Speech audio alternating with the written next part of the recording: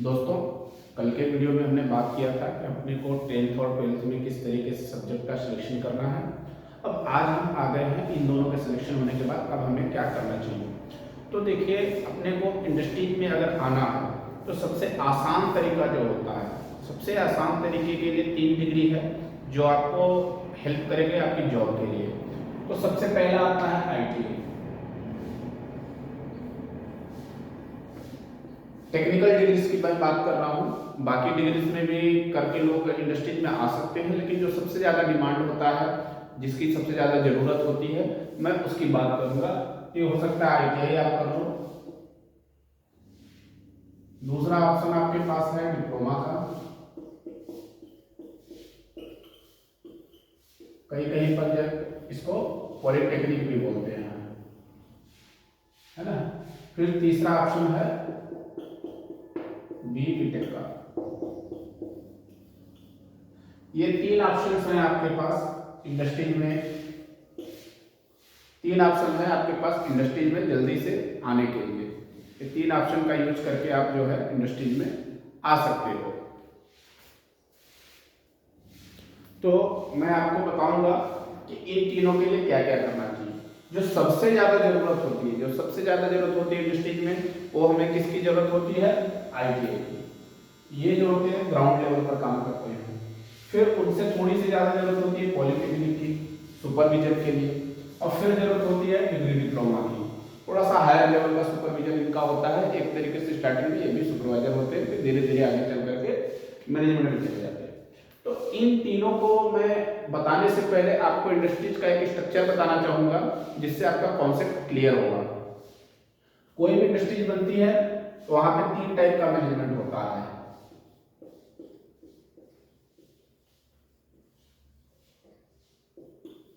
Top management, middle management और lower management.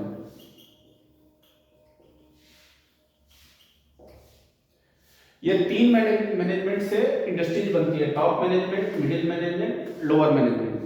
तो आपका जो टॉप मैनेजमेंट होता है वो इंडस्ट्रीज की स्ट्रेटजी, इंडस्ट्रीज का विजन, मिशन, कैपिटल ये डिसाइड करता है। जो मिडिल मैनेजमेंट होता है ये इंडस्ट्रीज के ऑपरेशन से रिलेटेड कामों को डिसीजन लेता है, जिसमें आपके कंपनी के vice president, GM, general manager, managers ये सब आते हैं। और लोअर मैनेजमेंट जो होता है जो इन दोनों के उसको फॉलो करता है, जिसमें आपका ऑपरेशनल एक्टिविटी आता है, प्रोडक्शन, मेंटेनेंस, सर्विस डिपार्टमेंट। ऐसा कोई भी चीज जो ग्राउंड फ्लोर पर हो रहा है वो अपना लोअर मैनेजमेंट में आता है। तो शायद आपको अगर लोअर मैनेजमेंट दिख रहा होगा, इस टाइप के 3 मैनेजमेंट होते हैं। अब हम जब बात करते हैं अपनी स्टडी के लिए, तो हम कौन सा अगर करेंगे तो कौन से मैनेजमेंट में जाएंगे, और जिस मैनेजमेंट में जाएंगे सबकी अपनी अपनी जरूरत है और उसकी अपना डिमांड है, ठीक है।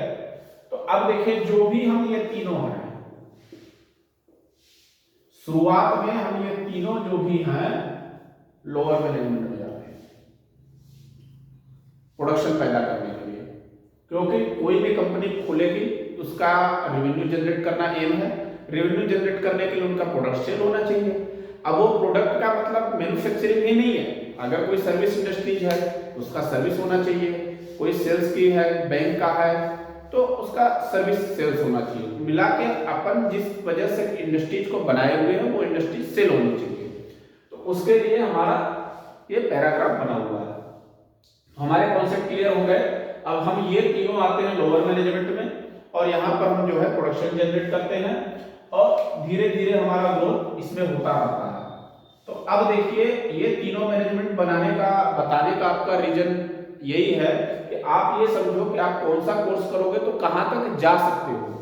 तो अगर हम ITI करते हैं, ITI करने के बाद हम यहां से यहां तक जा सकते हैं, इस मैनेजमेंट को टच कर सकते हैं, इसको क्रॉस नहीं कर सकते हैं। इसका मतलब ये है कि अगर हम ITI करते हैं तो किसी भी कंपनी में हम जा करके काम कर सकते हैं और थोड़ा सा उठ करके सुपरवाइजर लेवल तक आ सकते हैं, लेकिन मिडिल मैनेजमेंट को क्रॉस नहीं कर सकते।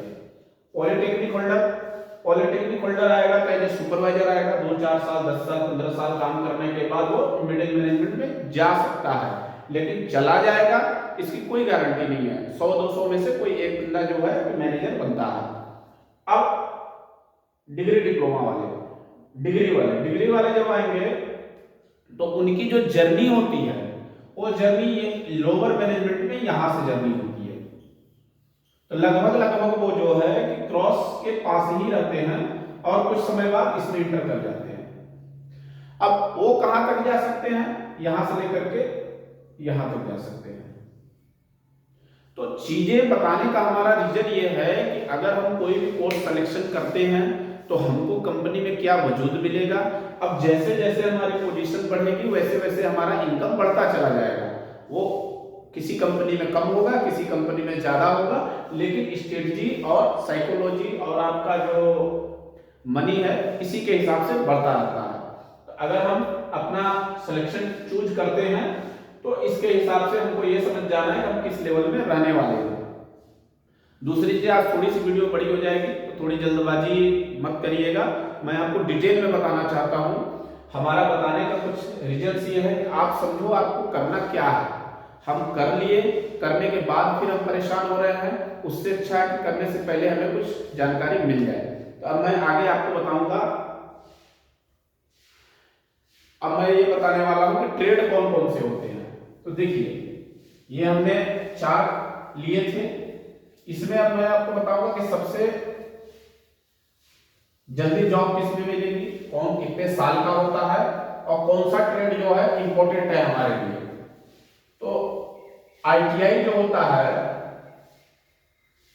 सबसे पहले हम आईटीआई से शुरू करेंगे। आईटीआई के स्टूडेंट्स भी काफी हैं और दूसरी चीजें क्या है कि ग्राउंड लेवल पर सबसे ज्यादा काम इन्हीं करना होता है। तो आज हम बात करेंगे आईटीआई। आईटीआई जो होती है हमारी 2 साल की होती है। 2 साल में आईटीआई कंप्लीट हो जाती है।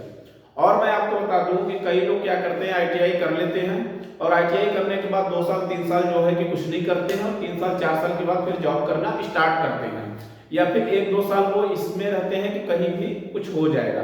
तो ऐसा बिल्कुल मत करें। जो भी व्यक्ति आईटीआई कर लिया है तो आईटीआई करने के बाद अगर वो अप्रेंटिसशिप करता है तो बहुत अच्छा है। 3 साल के अंदर अगर आप आईटीआई के बाद अप्रेंटिसशिप कर सकते हैं, ठीक है। आईटीआई करने के बाद 3 साल के अंदर आपको अप्रेंटिसशिप करनी है। अप्रेंटिसशिप एक तरीके का आपका ट्रेनिंग सर्टिफिकेट होता है। इसमें 1 साल तक आप किसी भी इंडस्ट्रीज में काम करते हैं और वो इंडस्ट्रीज आपको जो है सर्टिफिकेट देती है कि हाँ आपने 1 साल काम किया हुआ है। अगर कोई आईटीआई करता है तो उसको अप्रेंटिसशिप करना बहुत जरूरी होता है। कई बार हम नहीं करते हैं और धीरे धीरे चलते रहते हैं। तो प्राइवेट और छोटी मोटी कंपनियों में तो हमारा काम चल जाता है, लेकिन जब हम लिमिटेड फर्म में जाते हैं तो हमें दिक्कत होती है। तो आपका जो सीरीज है वो आपको करना ही करना है और आप कर लो तो ज्यादा बेस्ट है। उसके बाद अब हम इसमें बात करेंगे कि ट्रेड कौन कौन से होते हैं। तो आईटीआई में ट्रेड जो चलते हैं, फिटर, इलेक्ट्रीशियन,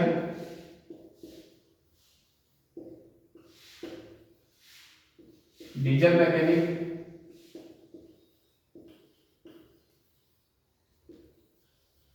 इलेक्ट्रॉनिक्स वाले भी होते हैं और कई सारे होते हैं।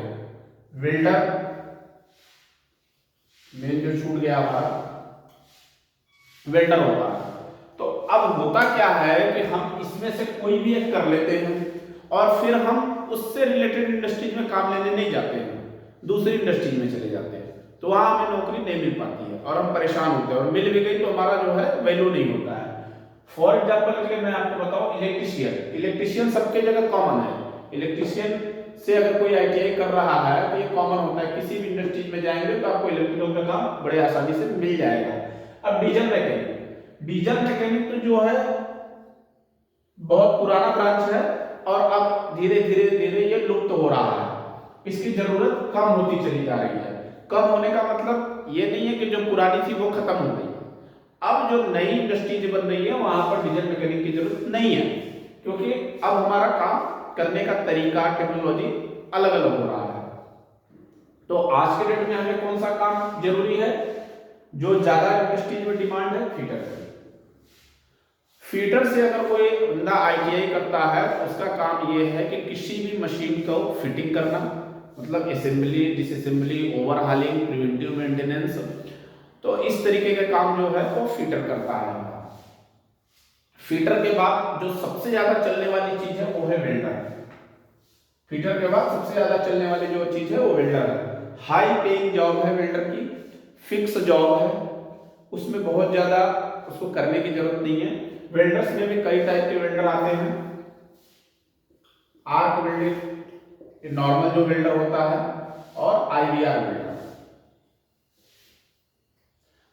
अब इन दोनों में भी सबसे ज्यादा डिमांड किसकी है? IVR वेल्डर की है। ये क्या करते हैं? स्टीम लाइन में वेल्डिंग का काम करते हैं, और ये कहीं भी नॉर्मल जगह पर वेल्डिंग का काम करते हैं। रीजंस क्या मैं देखिए आपको बता दूं, जहां पर जनसंख्या कम होगी वहां पे सैलरी ज्यादा होगी। एक कॉन्सेप्ट आप बना के रखो, जहां पे जनसंख्या कम होगी वहां पे सैलरी ज्यादा होगी। ये इंडस्ट्रीज का रूल है। सप्लाई और डिमांड ये दो जोन होते हैं हमारे। कहीं भी अगर सप्लाई ज्यादा हो गई तो सैलरी कम हो जाएगी, और सप्लाई कम हो गई तो सैलरी ज्यादा हो जाएगी। तो कोई भी पोजीशन में आप देखोगे तो वो रहता है। जैसे बिल्डर है, बिल्डर तो आपको मिल जाएंगे, लेकिन IVR वेल्डर जल्दी नहीं मिलेगा, तो IVR वेल्डर की जो है सैलरी ज्यादा होती है। ऐसे ही अगर आप इलेक्ट्रिकल से करते हैं, तो अब आप इलेक्ट्रिकल से करने के बाद कुछ दिन अगर आपने काम कर लिया, एक्सपीरियंस ले लिया, तो आपको लाइसेंस भी ले लेना चाहिए। इलेक्ट्रिकल का लाइसेंस बनता है गवर्नमेंट की तरफ से, इसका पेपर होता है, और ITI वालों को, पॉलिटेक्निक वालों को इसके लाइसेंस मिलते हैं। तो ये ज्यादा बेनिफिट करता है आपको आगे चल के ग्रोथ के लिए। अब आपने फीडर में किया, तो सबसे कम झमेले वाला जो चीज होता है, जो सबसे कम झमेले वाला चीज, ये शायद आपको दिख रहा होगा, जो सबसे कम झमेले वाला चीज है वो है ये फीडर। फीडर में आपको ज्यादा परेशान होने की जरूरत नहीं है। आपने डिग्री कर ली, अब आप सीखते चले जाओगे और काम करते चले जाओगे। इसमें ज्यादा टेंशन, ज्यादा झमेले की चीज नहीं है। अब देखिए होता क्या है, हम कंफ्यूज कहां होते हैं मैं आपको बता दूं। कई लोग क्या होता है कि फीडर और डीजल मैकेनिक, इन दोनों में अंतर समझ ही नहीं पाते हैं। वो क्या करते हैं, ले लेते हैं डीजल मैकेनिक में एडमिशन, ITI डीजल मैकेनिक से कर दिया, और नौकरी खोजने जाते हैं इसमें। उनका बेसिक क्लियर नहीं है, तो उसमें क्या होता है, फिर इनको जॉब मिलती नहीं है, और अगर मिल भी गई तो आगे चल के दिक्कत होती है।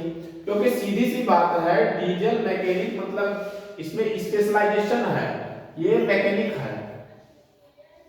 मैकेनिक मतलब क्या होता है कि वो रिपेयर करता चला जाएगा, ठीक है। और क्या चीज का है, डीजल लिखा हुआ है। तो पहले हमारे क्या होते थे कि बहुत सारे इक्विपमेंट, पार्ट सब डीजल से चलते थे, तो इसलिए डीजल मैकेनिक की बहुत डिमांड थी। लेकिन अब धीरे धीरे हमारे जो मैक्सिमम पार्ट्स हैं इलेक्ट्रिक से चलते हैं, तो इलेक्ट्रिक से चलते हैं तो फिर डीजल मैकेनिक की जरूरत नहीं है हमको, इलेक्ट्रिकल वाले की जरूरत है और फीटर की जरूरत है। तो ये धीरे धीरे खत्म हो गया। और अगर हमने एक कर भी लिया तो हमको ऐसे इंडस्ट्रीज में जाना चाहिए जहां इसकी जरूरत हो। जैसे रेलवे में चले जाए तो रेलवे में बहुत जरूरत है, अभी भी जरूरत है, तो वैसे जगह हमको जाना पड़ेगा। तो मेन ये कॉन्सेप्ट मैंने आपको डिस्क्राइब करना था कि आप कौन से वाले को लेते हैं तो आपको कहाँ जॉब मिल सकती है, तो मैंने आपको बताया। तो अगर आप जो है इलेक्ट्रिकल लेते हो तो वेल एंड गुड, सबसे अच्छा रहता है इलेक्ट्रिकल ब्रांच। इसमें आपको ज़्यादा सोचना समझना नहीं है, बहुत इसकी जॉब मिलती है और इसके लोग भी कम होते हैं। दूसरी, अगर हाई पेइंग जॉब चाहिए तो आपको वेल्डर का है, ITI जो बंदा कर रहा है तो वेल्डर का है।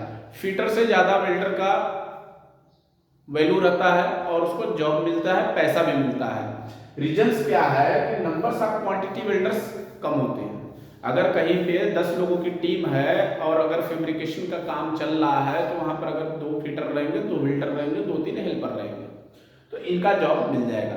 अब आपको जॉब ज्यादा चाहिए, जॉब ज्यादा चेंज कर सकते हो आप, तो फिर सदाबहार है फीटर। फीटर अगर आपने ले लिया तो फीटर आपके किसी भी इंडस्ट्रीज में आप चल जाओगे, क्योंकि आपको करना क्या है, सिर्फ इक्विपमेंट पार्ट्स की ओवरहालिंग मेंटेनेंस करनी है। तो आप किसी भी इंडस्ट्रीज में फीटर अगर हो तो आपका काम चल जाएगा। ये सदाबहार।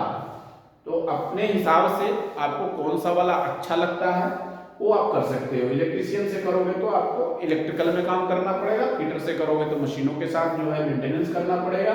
डीजल मैकेनिक का अलग ही स्कोप है, मैंने बता दिया, और आपका जो बिल्डर है उसका अलग हिसाब किताब है। अब कुछ कुछ छोटे मोटे ब्रांच और बसते हैं, इलेक्ट्रॉनिक्स बनता है, फैशन डिजाइन बनता है, और कई सारे नंबर्स आप हैं, कंप्यूटर भी है, तो उनकी चर्चा हम नहीं करेंगे। हम उन्हीं चीजों की चर्चा करेंगे जो हाई पेइंग है और आपको ज्यादा से ज्यादा उसमें नौकरी मिल सकती है। तो